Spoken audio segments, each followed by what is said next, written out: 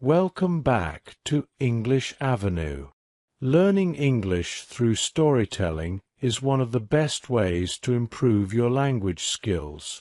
Stories like David's provide context and emotion, making new vocabulary and grammar rules more memorable and engaging. By immersing yourself in real-life scenarios and personal experiences, you not only enhance your understanding of the language, but also connect more deeply with how it's used in everyday conversations. This approach helps you practice speaking, listening, and comprehension in a way that's both enjoyable and practical. My day-to-day life. Morning. I'm David, 29 years old. I woke up to the soft chime of my phone alarm at 6:30 a.m. Rubbing my eyes and stretching my arms, I glanced at the window where the first light of dawn was peeking through the curtains. After a few minutes of lying in bed, I finally pushed myself to get up. The bathroom was my first stop, where I brushed my teeth with minty toothpaste, the cool taste waking me up fully, and splashed cold water on my face. For my morning run, I threw on my favorite grey jogging pants and a simple black t-shirt. Heading to the kitchen, I poured myself a glass of orange juice and grabbed a banana for a quick energy boost. As I stepped outside, the cool morning air hit my face, refreshing and invigorating. I started my jog through the quiet neighborhood, the sound of my footsteps echoing in the empty streets. Breakfast. By the time I got back home, it was around 7:30 a.m. I was a bit sweaty, but felt energized. After a quick shower, I dressed in my work clothes, a crisp white shirt, navy blue trousers, and my brown leather shoes. I made my way back to the kitchen, this time to make a proper breakfast. I decided to cook scrambled eggs with toast and a side of avocado. I carefully cracked the eggs into a bowl, whisking them with a fork before pouring them into the heated pan. The smell of eggs cooking filled the kitchen, making my stomach rumble. As I buttered the toast, I thought about my plans for the day. I had a meeting with a new client, and I was excited but also a bit nervous. I sat down at the small wooden table by the window, enjoying the warmth of the sun as I ate my breakfast. The eggs were fluffy, and the toast was perfectly crispy. I took my time, savoring each bite, washing it down with another glass of orange juice. Work. By 8:30 a.m., I was ready to head to work. I grabbed my laptop bag and keys and walked out the door. My office was about a 15-minute drive away, and I enjoyed the quiet time in the car, listening to my favorite podcast on the way. At the office, I greeted my colleagues with a smile and made my way to my desk. My first task of the day was to prepare for the meeting with a new client, Sarah, who was in her early 30s and running a startup. I reviewed the project details and made sure everything was in order. When she arrived at 10 a.m., we sat down in the conference room, and I walked her through our proposal. She seemed impressed, and by the end of the meeting, I felt a sense of accomplishment. Lunch. Around 12:30 p.m., my stomach started to growl, reminding me it was lunchtime. I decided to order food from my favorite Italian place nearby. I chose a margherita pizza with a side of Caesar salad. While waiting for the food to arrive, I chatted with a colleague, Mike, about the weekend plans. He mentioned a new movie that had just come out, and we agreed to watch it together on Saturday. When the food arrived, I took a break and sat at my desk to eat. The pizza was delicious, with a thin, crispy crust and just the right amount of cheese. I ate slowly, enjoying every bite and thinking about how the rest of the day would go. Afternoon. The afternoon was a mix of work and personal moments. I had a few more meetings, this time with my team, to discuss ongoing projects. We worked through some challenges, brainstorming ideas and coming up with solutions. Around 3 p.m., I took a quick break and grabbed a snack from the office kitchen, some mixed nuts and a cup of coffee. The caffeine helped me push through the last stretch of work. At 5 p.m., I wrapped up for the day and headed home. I was looking forward to a relaxing evening, especially since I had plans with my girlfriend, Emma. We've been dating for about a year now, and she's the sweetest person I know. We met at a mutual friend's party, and we've been inseparable ever since. Evening. By the time I got home, it was almost 6 p.m. I quickly changed into more comfortable clothes, a pair of jeans and a soft sweater, and tidied up the living room. Emma was coming over for dinner, and I wanted everything to be perfect. I ordered sushi from our favorite place and set the table with candles and our best plates. When Emma arrived, she greeted me with a warm hug and a kiss on the cheek. She looked beautiful as always, wearing a simple but elegant dress. We sat down to eat, chatting about our day. She told me about a new project she was working on, and I could see the passion in her eyes as she spoke. I loved listening to her, feeling so proud of everything she was accomplishing. After dinner, we moved to the couch, and she rested her head on my shoulder as we watched a movie. I felt so content, just being close to her, and I couldn't imagine my life without her. Night. But the night took a sudden turn. As we were talking, Emma seemed distant, her usual warmth replaced by something colder. When I asked her if everything was okay, she hesitated before telling me that she had met someone else. Her words hit me like a ton of bricks, and I felt my heart drop. I couldn't believe what I was hearing.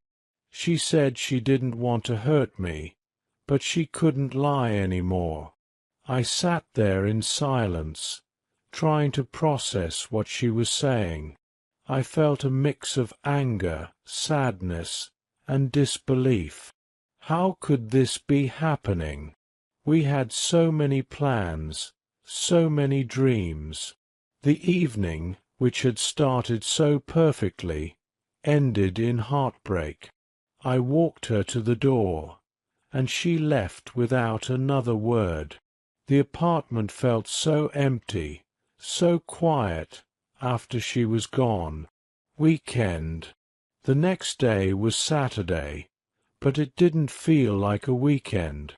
I stayed in bed longer than usual, not wanting to face the reality of what had happened. Eventually, I got up and decided to distract myself by cleaning the apartment. I threw away the candles from the night before, along with the memories that now felt tainted. My friends tried to cheer me up, inviting me out for drinks, but I wasn't in the mood. I spent the day in a kind of daze, just going through the motions. I ordered takeout for dinner, something quick and easy, because I didn't have the energy to cook. As the weekend continued, I tried to focus on myself, doing things that made me feel better. I went for long walks, spent time reading, and even started a new hobby, painting. It was something I'd always wanted to try, and it helped me express the emotions I was struggling to deal with. But there were still moments when the pain would hit me out of nowhere, and I'd feel lost all over again. I started to question everything: myself, my choices, my future. The world seemed a little darker, and I didn't know how long it would take to feel like myself again. Monday. By Monday, I knew I had to face the world again. I got up, put on my work clothes, and headed back to the office. The routine was comforting in a way, giving me something to focus on. My colleagues noticed that I was quieter than usual, but I brushed off their concerns, saying I was just tired. That evening, after work, I decided to call my family. My mom could always tell when something was wrong, and as soon as she heard my voice, she asked what had happened. I told her everything, and she listened patiently, offering me the comfort I needed. We talked for hours, and by the end of the conversation I felt a bit lighter, like a weight had been lifted off my shoulders. Moving forward. As the days went on, I slowly started to heal. I focused on my work, spending time with friends and family, and continuing with my new hobby. I knew it would take time, but I also knew that I would be okay. One evening, I received a text from Emma, asking if we could talk. My heart raced as I read her message, unsure of what to do. Part of me wanted to see her, to try and understand what had happened, but another part of me knew that it might just reopen old wounds. In the end, I decided to meet her. We talked, and she apologized, explaining that she had been confused and made a mistake. But as we talked, I realized that things would never be the same between us. I thanked her for being honest, but told her that I needed to move on. New beginnings. A few weeks later, I met someone new, a colleague from another department named Lily. She was kind, funny, and easy to talk to. We started hanging out as friends, and soon something more began to grow between us. It wasn't long before we were spending more and more time together, and I found myself smiling again, feeling hope for the future. Lily's birthday. Lily's birthday was fast approaching, and I wanted to make it a day she'd never forget. We had been dating for a few months now, and every day with her felt like a blessing. I started planning weeks in advance, making sure every detail was perfect. I knew she loved the ocean, so I decided to surprise her with a weekend getaway to a beachside resort. The day finally arrived. I picked her up in the morning, not telling her where we were going. She looked beautiful, her excitement palpable as she tried to guess our destination. After a few hours of driving, we finally reached the resort. The look on her face when she saw the ocean view from our room was priceless. Her eyes lit up, and she gave me a big hug, thanking me for the surprise. That evening, I arranged for a private dinner on the beach. The table was set with candles, and the sound of the waves provided the perfect background music. As we enjoyed our meal, we talked about our dreams and our future together. It was in that moment that I realized how much I cared for her. I reached across the table, took her hand, and told her how much she meant to me. The look in her eyes told me she felt the same. After dinner, we took a walk along the shore, the moonlight reflecting off the water. We stopped at a secluded spot, where I pulled her close and kissed her softly. It was a kiss filled with love and promise, and as we stood there, I knew that this was the beginning of something special. Valentine's Day celebration. Valentine's Day with Lily was everything I had hoped for and more. I wanted to make it special, so I planned a day full of surprises. We started the day with breakfast in bed, a tray filled with her favorite foods, pancakes, strawberries, and freshly squeezed orange juice. She laughed as I attempted to pour the juice without spilling it, and we spent the morning lounging in bed, talking and laughing. In the afternoon, I took her to a spa for a couple's massage. It was a new experience for both of us, and we left feeling relaxed and closer than ever. But the real surprise came later that evening. I had arranged for a hot air balloon ride at sunset, something Lily had always dreamed of doing.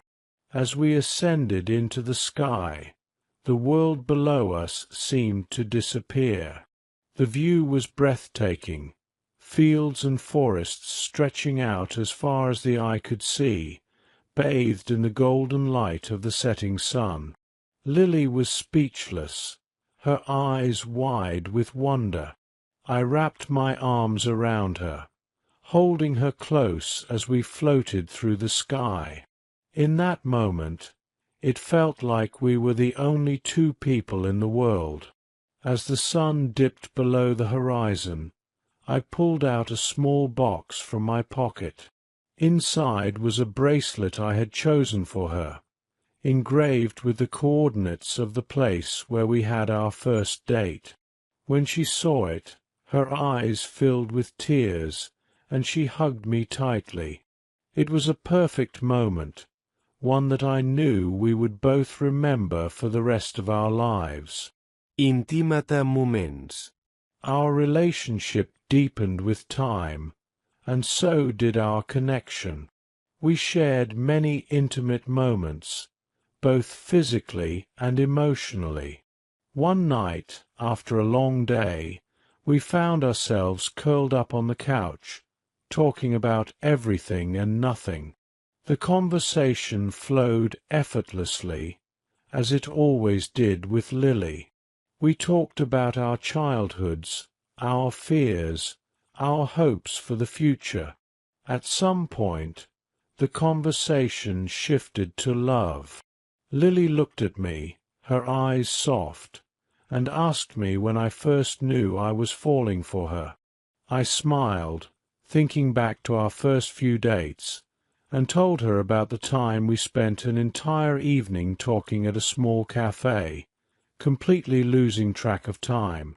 It was in that moment, I said, that I realized she was someone special, someone I could see myself with for the long haul.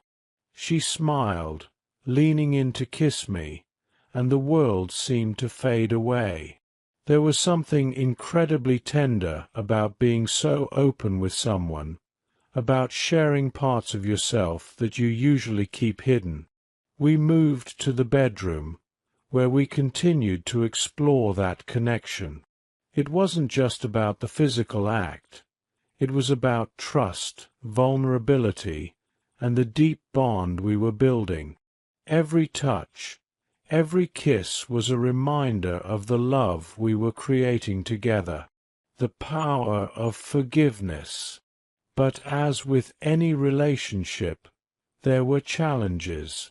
We had our share of disagreements, moments where we misunderstood each other or let our insecurities get the best of us.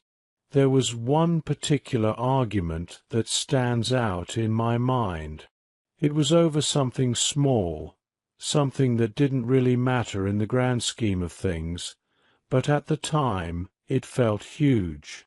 We spent hours talking it through, each of us trying to explain our perspective. It was exhausting, and there were moments when I wondered if we'd be able to resolve it. But what I learned from that experience was the power of forgiveness. We both had to let go of our pride, admit our mistakes, and forgive each other. It wasn't easy, but it brought us closer together in the end. Life lessons and new perspectives. Being with Lily taught me so much about life, love, and myself. We made a pact early on to always be honest with each other, no matter how difficult the conversation might be. This openness created a foundation of trust that made our relationship stronger. Another lesson was about the importance of balance. We both had busy lives, with demanding jobs and other responsibilities, but we made sure to prioritize our relationship. We learned that it wasn't about spending every moment together, but about making the moments we did share meaningful. Lily also encouraged me to take risks and step out of my comfort zone, whether it was trying new activities, like the hot air balloon ride, or pursuing new career opportunities. She was always there to support me and push me to be my best self. Her belief in me gave me the confidence to take on challenges I might have shied away from in the past. Weekend getaways and adventures. One of the things we loved doing together was exploring new places. We made it a tradition to take a weekend getaway every few months, to escape the routine of everyday life and create new memories. Whether it was a trip to a nearby city, a hike in the mountains, or a visit to a quaint town we'd never been to, each adventure brought us closer together. One weekend, we decided to go camping. Neither of us were particularly outdoorsy, but we thought it would be fun to try something different. We set up our tent by a lake, surrounded by trees and the sound of nature. That night, as we sat by the campfire, roasting marshmallows and talking under the stars, I realized how much I loved these moments with her. The simplicity of it all, the fire, the stars, the quiet, made me appreciate the beauty of life and the importance of slowing down to enjoy it. Facing fears together. As much as we enjoyed the good times, we also faced our share of challenges. There were times when fear and doubt crept into our lives, threatening to overshadow the happiness we had built. But we faced those fears together, supporting each other through the tough times. Lily had a fear of public speaking, something she had struggled with for years. When she was asked to present at a major conference, she was terrified, but I was there to help her prepare, practicing her speech with her until she felt confident. The day of the presentation, I sat in the front row, cheering her on.